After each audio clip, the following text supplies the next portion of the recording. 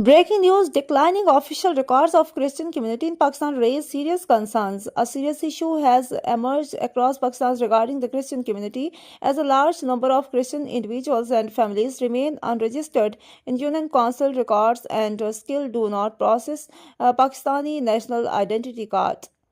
According to reports, although Christians are considered one of the significant minority populations in the country, their number in official government records are gradually decreasing. One of the major reasons identified is that some church leaders and pastors maintain records only within their church communities rather than ensuring proper registration at the Union Council level, which is essential for inclusion in government data.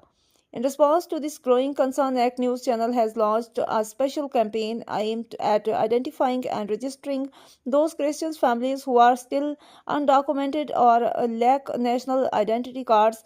During field visits, particularly at Brick Hill, many alarming cases were observed.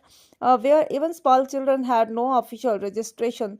This situation poses a serious risk to their future as they may deprived of basic citizenship rights.